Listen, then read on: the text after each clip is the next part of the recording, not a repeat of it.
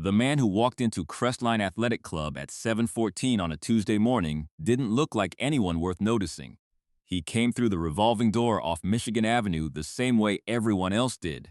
Head down, earbuds in, a worn canvas duffel bag hanging from one shoulder. His hoodie was faded gray, the kind you wash so many times the logo disappears. His cap was pulled low. He hadn't shaved in 4 days. The only thing different about him was his size. Not the gym guy kind of size. Not the puffed up, mirror-trained, protein shake kind. This was the other kind. The kind that comes from years of actually using a body broad through the shoulders, but loose. 6'3", maybe taller, moving like he weighed nothing at all. Like water finding its way downhill. Nadia Mercer noticed him from behind the front desk. She'd been working the early shift at Crestline for 2 years, long enough to know the regulars by their workout shoes and the guests by how hard they tried to look comfortable. This man didn't try either way. He just handed her his key card with a quiet morning and walked past without waiting for a response, the way people do when they've been polite to strangers their whole lives and it stopped requiring thought. She scanned it. The name read, C. Harrison, Gold Membership, 3 months, paid in full. Nadia watched him disappear through the frosted glass doors toward the training floor, and something nagged at her. Not recognition exactly. More like the feeling of a word sitting at the tip of your tongue. She shook it off and went back to her coffee. Crestline Athletic Club occupied the 23rd and 24th floors of the Devereaux Tower on Michigan Avenue. The kind of gym where the lockers were walnut-paneled and the showers had rainfall heads, and the membership fee required a financial advisor's signature on the paperwork. The kind of place where you paid for the privilege of working out next to people who owned things. The views alone were worth something. From the 24th floor training area, you could see the whole sweep of the lakefront. Navy Pier to the south, the harbor dotted with sailboats in summer, the ice shelf forming at the edge of the water by January. On clear mornings, the light came off Lake Michigan and flooded the floor in pale silver, and for about 40 minutes before the real crowd arrived, the place felt almost sacred. The centerpiece of the 24th floor was the performance training area, a 40-foot mat space bordered by those floor-to-ceiling windows. Heavy bags along the south wall, a full ring in the northeast corner roped and lit that nobody much used except during Derek Holloway's private sessions. Derek Holloway owned that floor in every way that mattered. He'd gone 9-10-3 in the UFC's middleweight divisions before a torn ACL ended his fighting career at 31. His record wasn't dominant, but it was real, and in the gym world that meant something. He'd turned the setback into a brand with the particular efficiency of someone who had always understood that a story, told right, is worth more than a resume. Now he ran Crestline's elite training program at $2,000 a month per client. He had a waiting list. He had a clothing deal with a fitness apparel brand whose name you'd recognize. He had a YouTube channel with 400,000 subscribers where he posted technical breakdowns twice a week. He also had a habit. It was well known among the staff. Tolerated by ownership. Never written down anywhere because it didn't need to be. It lived in the unspoken agreement between people who benefit from a thing and have collectively decided not to look at it directly. The habit was this. When a new member appeared on the mat during open hours, and particularly when that new member had a certain look about them, confident, self-contained, not visibly intimidated by being in Derek's territory, Derek would approach them. He would be friendly about it, charming, even. He'd offer a spar, frame it as a gift, a coaching moment, and then he would spend 5 minutes making absolutely clear who he was and who they were. It served multiple functions. It reminded the room of his status. It performed well for whoever happened to have a phone out. It meant that every client who saw it would think a little harder about booking private sessions with the man who could do that effortlessly. It's good for business, Marcus Vane had said once when one of the trainers had raised it. Marcus owned all 4 Crestline locations from the 62nd floor of a different tower downtown. He'd never spent a morning on the training floor. Derek keeps the energy high. High energy means renewals. So nobody said anything, and Derek kept doing what Derek did.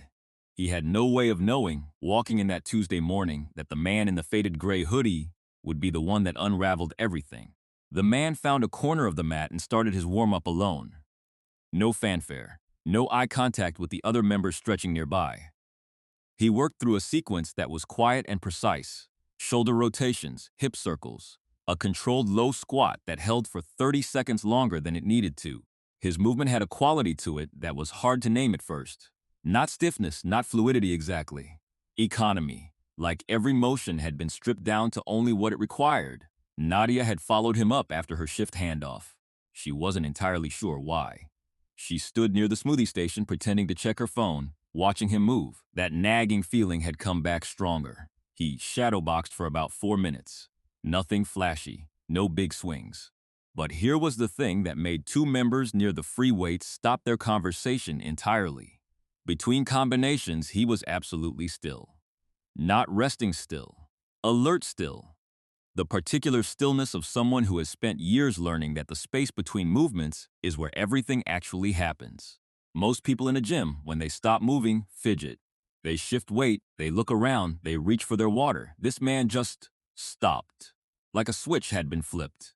And then, when he moved again, it was without any of the small tells that precede movement in ordinary people. No weight shift, no shoulder dip, no inhale. He was simply still, and then he was moving, and the gap between the two was invisible.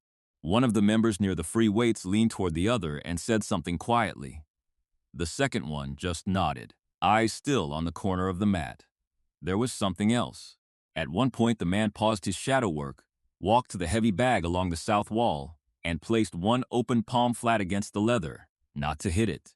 Just rested his hand there for a moment, eyes closed, like he was listening to something the bag had to say. Then he stepped back, adjusted his stance by half an inch, just half an inch, and threw a single body shot that made the bag move in a way that had nothing to do with the force behind it. It moved the way bags move when the angle is exactly right, when someone knows precisely where to put the energy so none of it gets lost.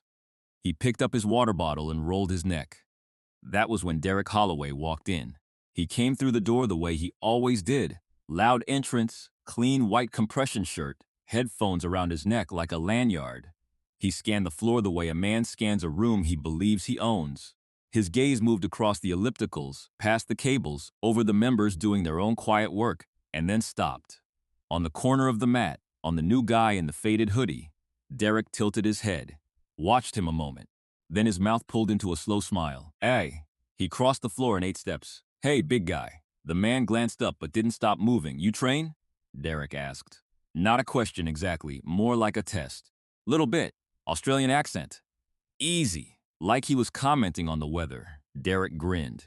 He looked around at the members nearby, already registering the audience, already calibrating. Little bit. He said it back like it was the funniest thing he'd heard all week. I like that. Come on, man. Open mat doesn't start for another 40 minutes, but I'll go light. Give the new guy something to write home about. I'm good, the man said. Just warming up. Nah, come on. Derek raised both hands, palms out, the universal gesture of just messing around. It's friendly. I coach here, Derek Holloway. He let the name sit in the air the way people do when they expect it to mean something. The man looked at him for a moment. Just looked. Clear eyes, unhurried. Thanks, he said. I'm all right. Something flickered in Derek's expression. A tightening around the jaw. He wasn't used to being declined. Not here. Not anywhere. You sure? His voice had shifted just enough, still smiling, but something underneath the smile now, something with edges. Because I'm starting to think maybe the little bit isn't so little. Maybe you're just, what, shy? The word landed like he meant it to. A few members had drifted closer. That was always how it started. The man set down his water bottle. He looked at Derek the way you look at a road you've driven before, already knowing where it goes and exactly how long it takes to get there. You really want to do this? He said. I really do, Derek said. A pause. The kind that takes up more space than it should. All right, the man said. Nadia's stomach dropped. She'd seen this play out 3 times since she'd started working here. Different targets. Same setup. Derek always walked away with that particular smile. The other person always walked away quiet in a way that meant something had been taken from them once, a young guy who'd clearly been training for years. Once, a fitness influencer who'd been filming a content day. Once, a woman who'd been a collegiate wrestling champion and hadn't mentioned it because why would she, and who'd cried in the locker room afterward. Nadia had heard her through the door and hadn't known what to do. She pulled out her phone. Her thumb hovered over the camera icon. She pressed record. They squared up at the center of the mat. Derek bounced lightly on his toes, working his neck side to side, making sure everyone watching got the full show. He was good at this, the pre-performance ritual that said, "I've done this 10,000 times, this is nothing to me. Watch what nothing looks like on a man like me." The new guy just stood there, cap still on, weight settled low, hands relaxed at his sides, breathing the way people breathe when nothing has their heart rate yet. "We'll keep it light," Derek said, loudly enough for the audience. Mostly. He feinted left and threw a quick jab. The man leaned back an inch, just 1 inch. The punch went through empty air. Derek blinked. Reset. He came forward with a two-piece jab, right hand, crisp and fast. The man slipped right, a barely there movement, and Derek's second punch skimmed past his ear like it wasn't there. The floor went quiet. Someone near the cable stopped mid-set and took out an earbud. Derek dropped his smile. He adjusted his stance. He was a professional, and professionals adapt. He circled, faked low, and shot for the body. The man sidestepped and pivoted, smooth as a gate swinging on a hinge, and Derek's momentum carried him forward into nothing. "What?" Someone said it out loud. Not a question. Just the word. Stripped down to astonishment. Derek straightened. His jaw was set. The performative part of this had ended. He came back harder. A full combination now. Mixing levels, mixing rhythm. The kind of graduated pressure that works on everyone eventually because it's designed to. Left hook to the body, high right hand, knee fake to double leg. It was good. It was very good. It was what 9-3 in a major organization looks like when it's trying. And every single strike, the man was already somewhere else. Not scrambling, not panicking, not retreating, just not there. Gone a half second before the blow arrived, the way a flag moves before you feel the wind. It looked impossible, because it almost was. You don't move like that without 10,000 hours of something. You don't slip and redirect and reposition like that unless someone spent years wiring it into your nervous system until it stopped being thought and became reflex. Pure pattern recognition, the body reading the body across from it and responding before the mind gets involved. Derek Holloway had fought in the UFC. He knew the difference between luck and training, and what he was watching right now was not luck. He stopped, both hands lowered slightly. His breathing was harder than it should have been after 2 minutes of pad work. "Where did you train?" he said. The man looked at him. "Easy. Unhurried. Around," he said. Derek's eyes narrowed. "Don't do that. Where did you train?" "Boxing mostly. Some Muay Thai. A small pause. Little bit of this, little bit of that." "For how long?" The man tilted his head slightly, like the question mildly amused him. "Long time." Derek looked at the floor, then back up. He took 1 step forward and lowered his voice. "You're making me look bad," he said. The man's answer was quiet, not cruel, not triumphant, just plain. "You did that yourself when you called me shy." The room had gotten very still. 8 or 9 people stood watching now, nobody pretending otherwise. Some had their phones out. Some had frozen mid-rep and never restarted. Nadia had moved to the edge of the mat, her own phone still recording, her pulse doing something she wasn't ready to examine. Derek looked around at the faces, saw the phones, saw the expressions, not excited, not amused, something more complicated than that. He ran the calculation the way he always ran it. The difference this time was that the numbers came out wrong. He turned back to the man in the gray hoodie. "Fine," Derek said, dropping all pretense. "You want to really go?" The man looked at him for a long moment. "No," he said simply. "No? We've both made our point." His voice was level, without performance. "You already know what happens if we keep going." That landed like a thrown punch. Derek's face went through several things at once: disbelief, fury, and underneath both, the particular shame that comes from knowing someone is right and having no good response to it. "You're a guest here," Derek said. "I am," the man agreed. "No apology, no aggression. And you're a coach. There's about 30 seconds worth of thinking you should probably do about what that means." Nobody moved. Nobody spoke. The only sound was the distant hum of the elevator shaft and the faint noise of Michigan and Afatrafra coming through the glass from 24 floors below. Then the man picked up his water bottle, walked to the edge of the mat, and sat down, calm, as if nothing much had happened. He took a slow sip of water and started unlacing one of his training shoes, the way someone does when they're done with a session and thinking about breakfast. Derek stood in the center of the mat, alone with the whole room watching him. It was the loneliest he'd looked in years. For a moment, just a moment, it looked like it was over. The man was sitting down. Derek's shoulders had dropped. Two members near the cables quietly went back to their sets. Someone put their earbud back in.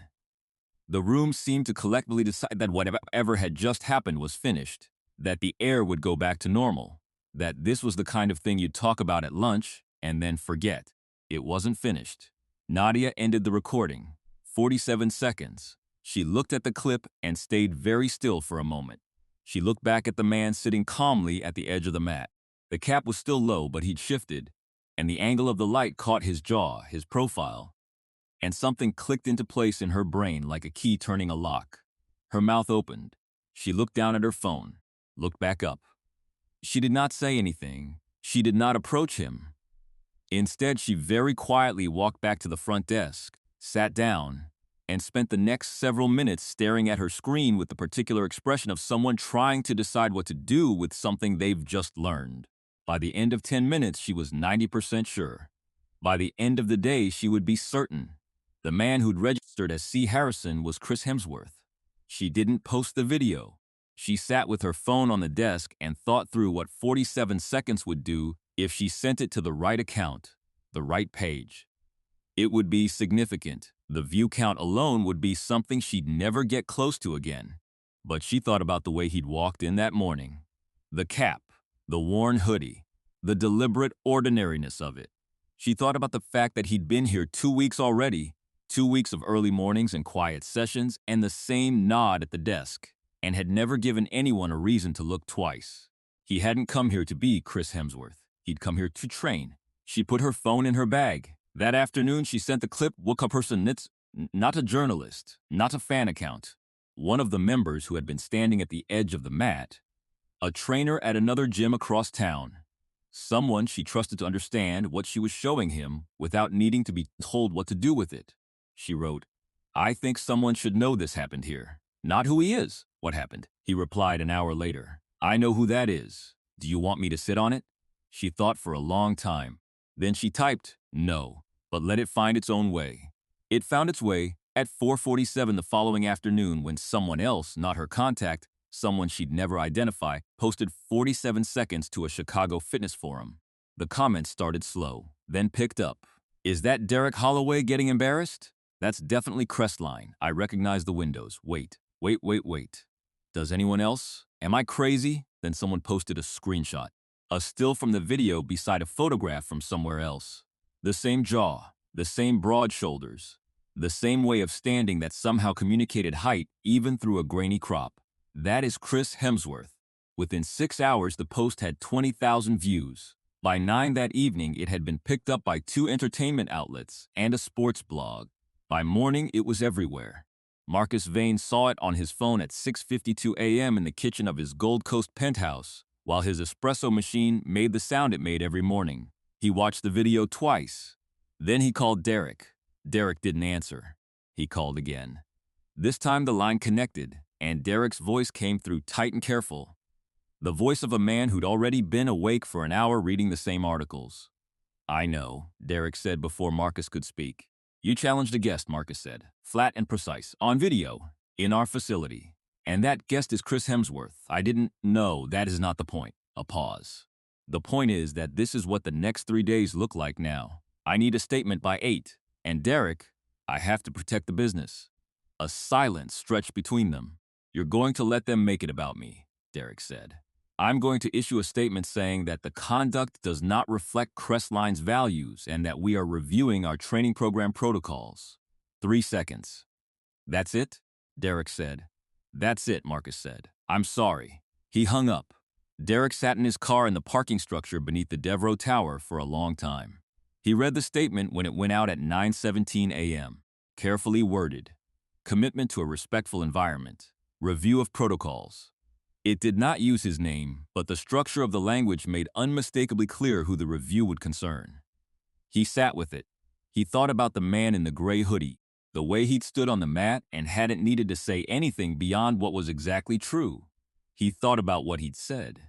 "You did that yourself when you called me shy." He thought about the 11 other people. Not all at once. It wasn't a list he kept consciously, but they were there, each one filed away under the mental category of no big deal. The young guy who'd walked out of the building in that particular way. The collegiate wrestler who'd cried in the locker room, which he'd heard about afterward and filed under shouldn't have said anything. The fitness influencer who'd posted nothing about it, which at the time he'd registered as a win. He thought about Marcus saying, "I have to protect the business," in that flat voice. And he thought about all the times Marcus had laughed it off over 14 months and said Derek keeps the energy high. High energy means renewals. Those were the same sentence, different words, same meaning, and he had let that be enough. He opened his laptop and started writing. The email to Marcus contained 2 paragraphs. The first outlined his resignation and the severance terms he expected. The second was shorter. It said, "I know I gave you an easy way out of this by making it about protocol, but I want you to know that what you told me in private, that it was good for business, that wasn't protocol. That was a choice you made every time and let me make every time. If you pull the footage from the past 14 months, you'll find 11 other moments exactly like the one that ended up online. I'm not saying this to threaten you. I'm saying it because somebody should say it, and I'd rather it come from me than from the story that's about to be written." He read it once. Then he sent it. The story that was about to be written arrived on Thursday of that week. A reporter from a Chicago business publication had spent 3 days locating former members. She found 7 of the 11. 5 agreed to speak on record. The first was a man named Owen Garrett, a structural engineer who joined Crestline 18 months earlier on a corporate membership. He'd been a competitive kickboxer through college and hadn't mentioned it to anyone at the gym. On a Wednesday morning in March, Derek had approached him during open mat, and the session had lasted 4 minutes before Owen walked off the floor and went straight to the locker room. He didn't renew his membership. He hadn't told anyone why until the reporter called. "I kept thinking, what did I do wrong?" Owen said. "I came in, I warmed up, I minded my business. I still don't have a good answer for why I let it bother me so long." Owen was the first. He wouldn't be the hardest to hear. The second was a woman named Priya Hollenbeck, a physical therapist and former collegiate wrestler who trained at Crestline 3 mornings a week. On a Friday in June, Derek had called her out during a group session in front of 11 other members when she declined a sparring invitation.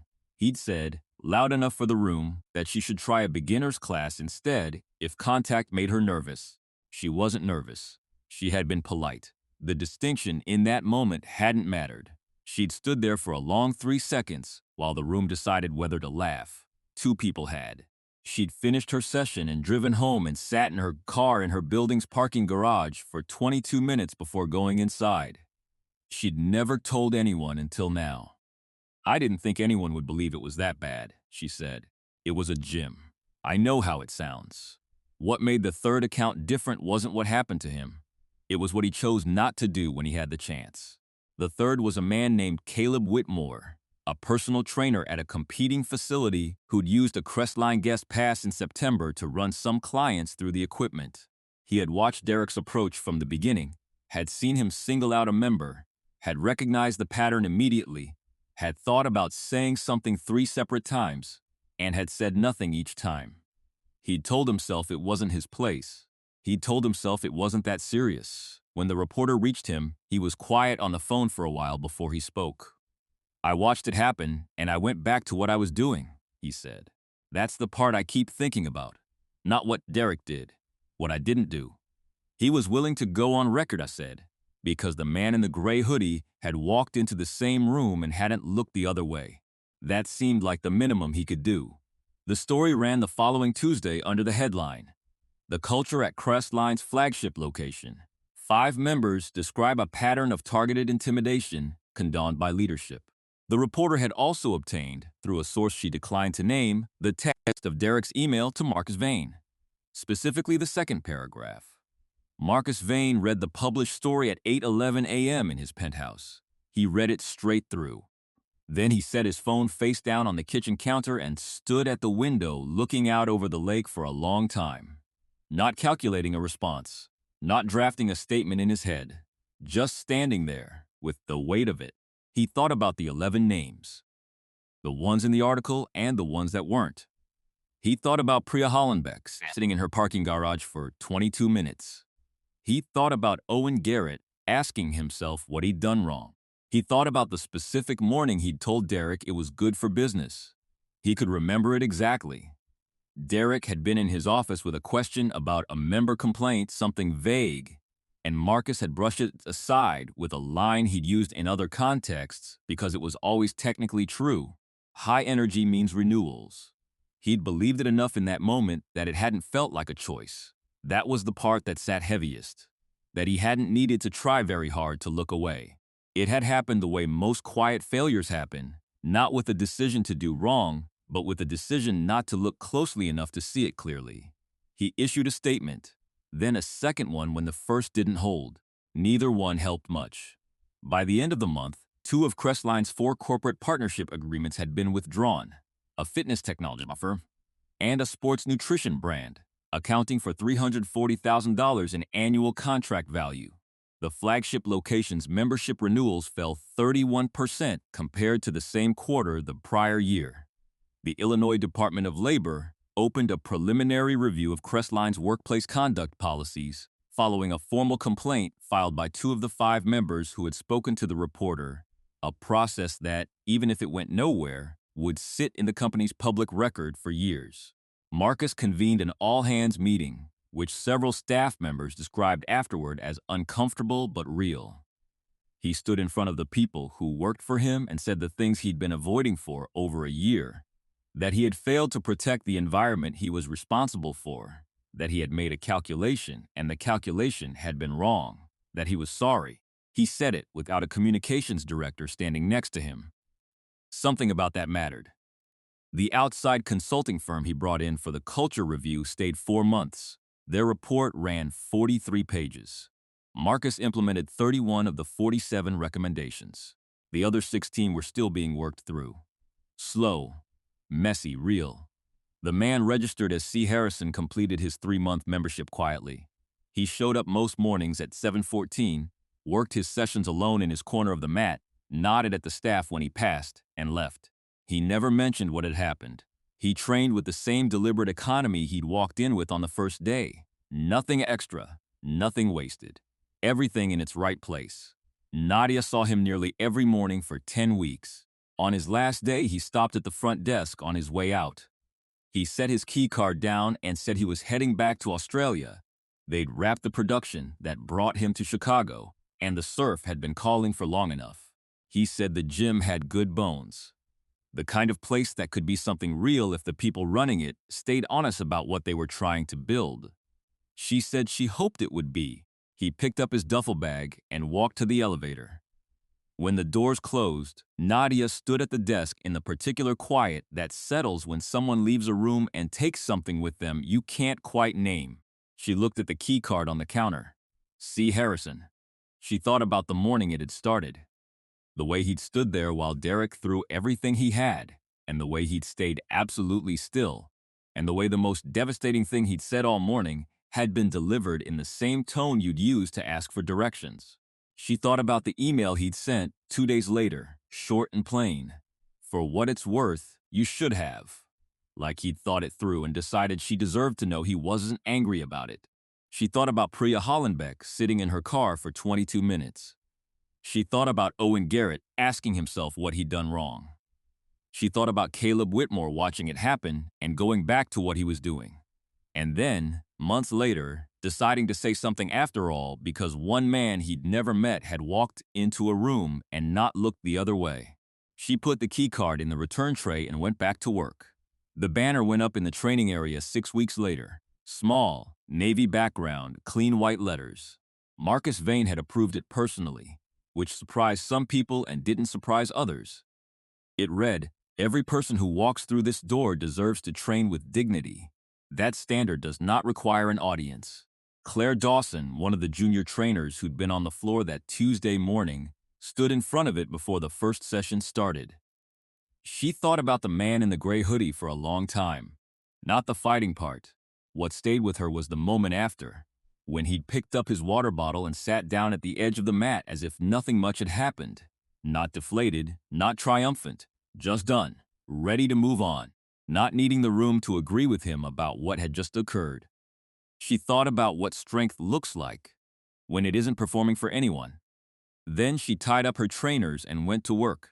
There is a kind of person the world never quite knows what to do with. They walk into rooms without announcing themselves. They carry things, skills, histories, losses, years of patient work on the inside where it doesn't show.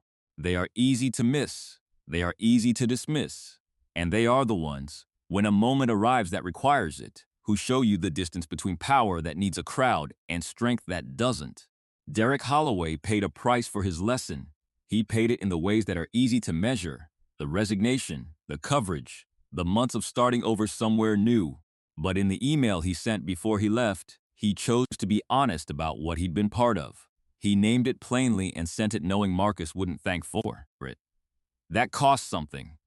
Anything that costs something is worth something. Marcus Vane sat at his window and finally looked at what he'd been looking away from for over a year.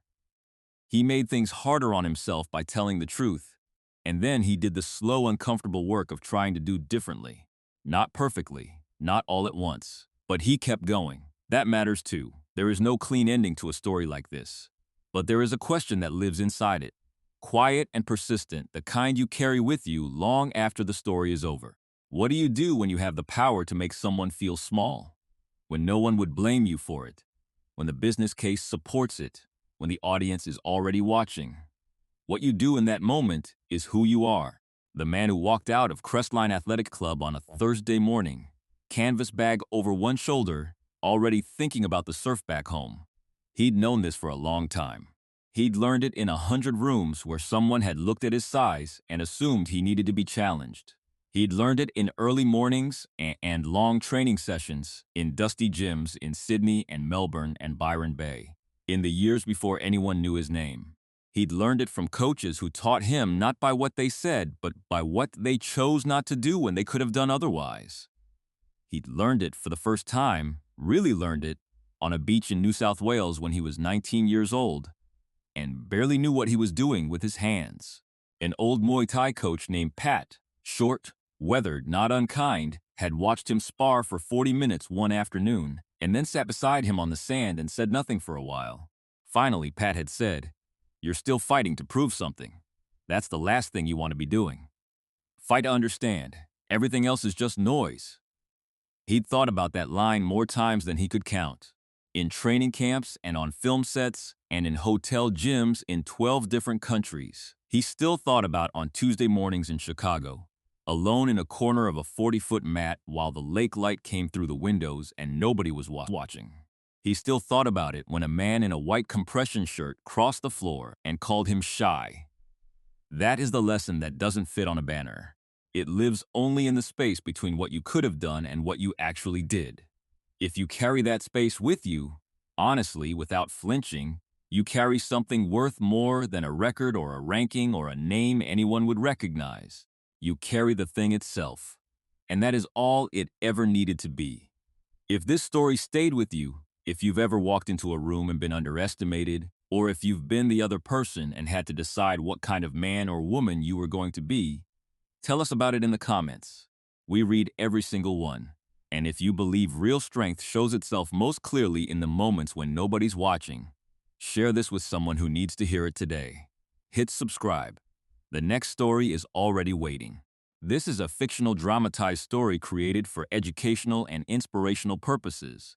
All supporting characters, businesses, and events are fictional. Any resemblance to real persons other than Chris Hemsworth is coincidental. Narration is AI-assisted.